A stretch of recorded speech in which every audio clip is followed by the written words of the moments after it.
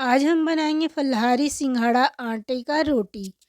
जिस तरह से अभी नवरात्रा शुरू है तो ज़्यादातर लोग उपवास में बिल्कुल प्लेन खाना खाना पसंद करते हैं। तो सिंघाड़े के आटे का रोटी भी बहुत सारे लोग खाते हैं और कुछ लोगों को इसे बिल्कुल गेहूं के आटे की तरह जो रोटी बनती है वो नहीं बना पाते। तो अगर आप बना पाते हैं तो बहुत अच्छी बात है, और अगर नहीं बना पाते हैं तो बिल्कुल इस तरीके से बनाइएगा और बिल्कुल बन जाएगा वो। तो कुछ करना नहीं है, करना क्या है कि जो भी बर्तन आप लेंगे, मैं तो अपने घर का बर्तन का इस्तेमाल कर रही हूँ, आप अपने घर के बर्तन का इस्तेमाल कर लीजिएगा।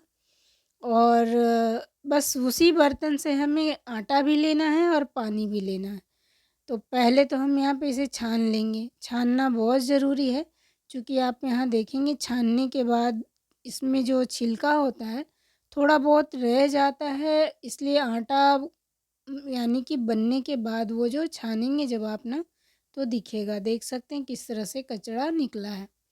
तो आटा बिल्कुल इस तरह से हमें फ्रेश कर लेना है और फिर क्या करना है कि गैस ऑन करके पानी बॉयल कर लेना है। अब पानी बॉयल करने के लिए कोई भी कढ़ाई ले सकते हैं, बशर्ते सिर्फ स्टील की कढ़ाई इस्तेमाल ना करें, क्योंकि नीचे से अगर गैस तेज़ रहा या फिर अगर आपने अच्छे से नहीं मिलाना हुआ तो थोड़ा सा वो पकड़ लेता है, यानी कि जल सकता है। तो स्टील छोड़ के आप बाकी कढ़ाई इस्तेमाल कर सकते हैं। पानी कितना लेना है, तो जितना हमने आटा लिया है उससे थोड़ा सा कम पानी लेंगे।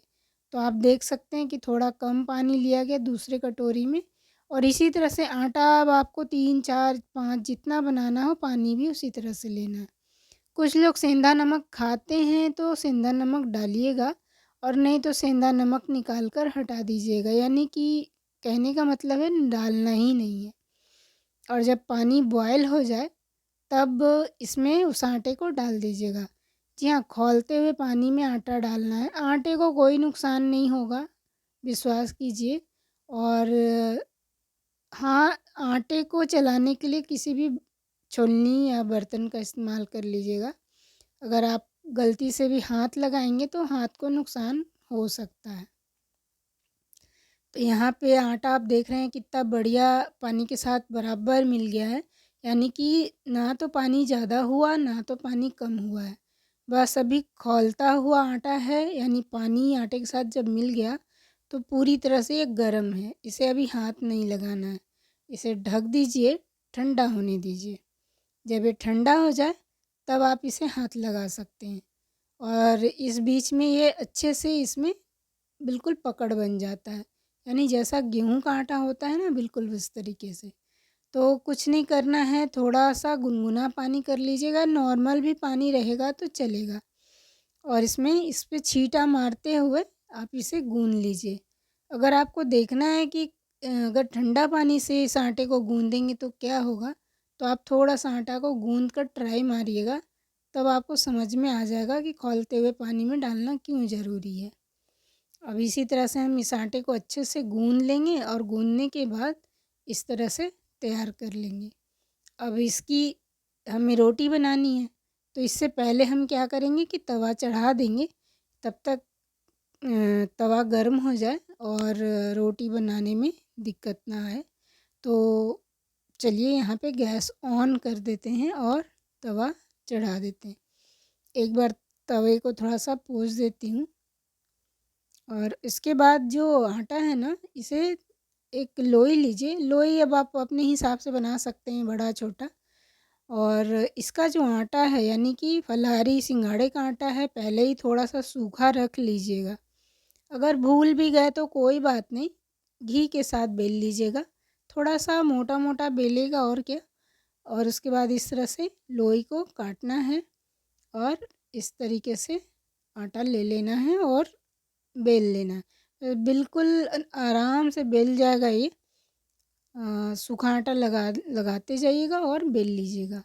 तवा गरम हो ही रहा है, उसके बाद जैसे ही रोटी मिल जाएगा तो हम तवे पे इसे डाल देंगे।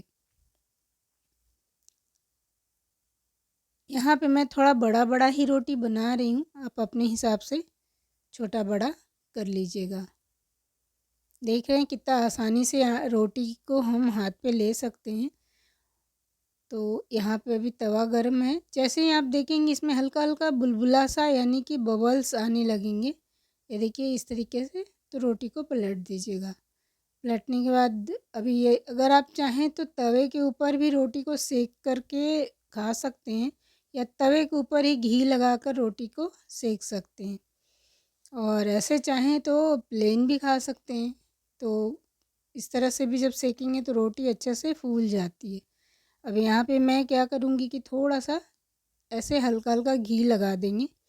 अगर यहाँ बिल्कुल घी लगाकर आपको खाना पसंद नहीं है तो बिना घी का भी खा सकते हैं। और साथ में जो होगा वो फलारी, जिस तरह से सब्ज़ी बनती है आलू की, तो मैंने वो आलू तैयार कर रखा है, उसकी सब्ज़ी बना लेंगे, यानी तैयार सब्ज़ी भी बनी हुई है। और इसे भी हमने बिल्कुल सेंधा नमक के साथ बनाया है।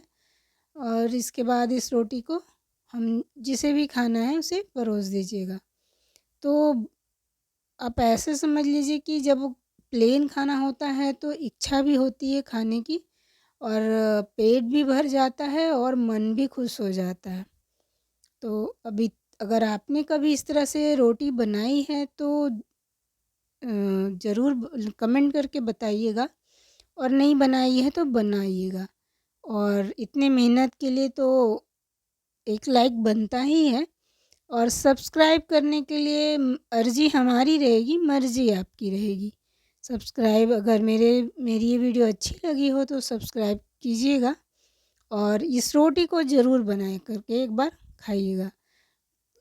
बहुत टेस्टी लगता है ये। बाकी दिन में तो आप इसे रिफ़ाइन तेल से भी बनाकर खा सकते हैं। कुछ लोगों को जिस तरह से घी नहीं पसंद होता है। तो बाय बाय, गुड बाय।